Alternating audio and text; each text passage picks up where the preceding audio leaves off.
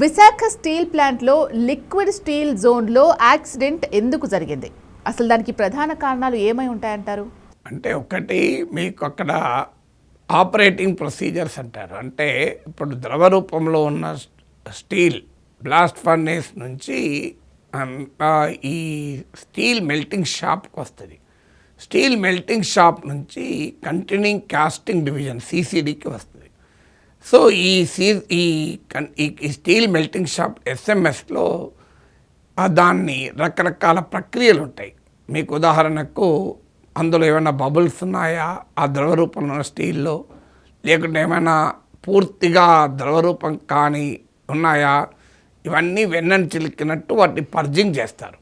ఇప్పుడు ఆ పర్జింగ్ చేయాల్సిన పైపులు కూడా లేవు అక్కడ. దాంతో మీకు ఆ పర్జింగ్ చేయడం లేదు.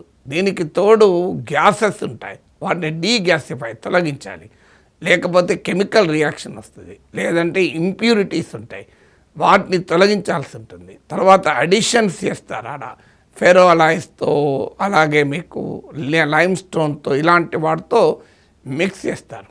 సో ఆ అడిషన్స్ కూడా పూర్ క్వాలిటీ రా మెటీరియల్ ఉండడం వల్ల మీకు ఇలాంటి రియాక్షన్స్ వస్తాయి. ఆఖరికి సేఫ్టీ మెకానిజం కూడా ఫాలో కావాలి. ఇప్పుడు ఉదాహరణకు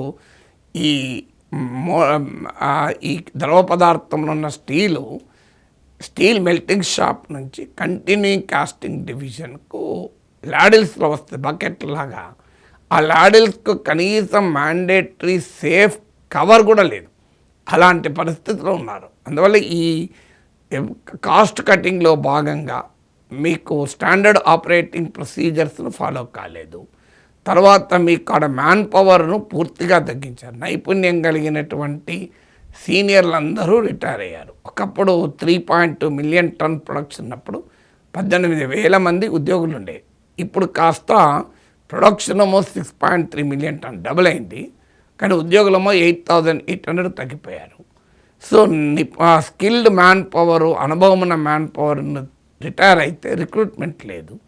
చాలా ఏళ్ళ నుంచి రిక్రూట్మెంట్ లేదు. దాంతో అనుభవం లేని కాంట్రాక్ట్ ఉద్యోగులతో ఈ కీలకమైన ఆపరేషన్ జరుపుతున్నారు. ఇప్పుడు నిన్న స్టీల్ మెల్టింగ్ షాప్లో జరిగిన యాక్సిడెంట్ అప్పుడు కూడా అందులో పర్మనెంట్ ఉద్యోగుల కన్నా కాంట్రాక్ట్ ఉద్యోగులు ఎక్కువ ఉన్నారు.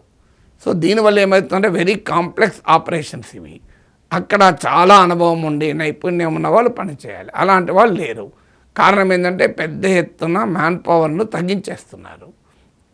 ఈక్విప్మెంట్ ఓల్డ్ ఈక్విప్మెంట్ ఉంది, దాన్ని మోడర్నైజ్ చేయడం లేదు. సో ఇలా కంప్లీట్గా మెయింటెనెన్స్ లేదు. కాస్ట్ కటింగ్లో భాగంగా పీరియాడిక్ మెయింటెనెన్స్ చేయడం లేదు. ఇలాంటి పరిణామాల వల్ల సేఫ్టీ ప్రోటోకాల్ ఫాలో కావడం లేదు. వీటి ఫలితంగా ఇవాళ ప్రైవేటైజేషన్ చేయడానికి విశాఖ స్టీల్ను నిర్వీర్యం చేస్తున్నారు. దాని ఫలితమే ఈ యాక్సిడెంట్. అందువల్ల ఈ యాక్సిడెంట్ ఏదో నిజంగా యాక్సిడెంటల్ కాదు, ఇది క్లియర్గా పాలసీస్ వల్ల జరిగిన ప్రమాదం. ఇది పాలసీ ఇండ్యూస్డ్ యాక్సిడెంట్ తప్ప నార్మల్గా జరిగిన ప్రమాదం కాదు ఇది.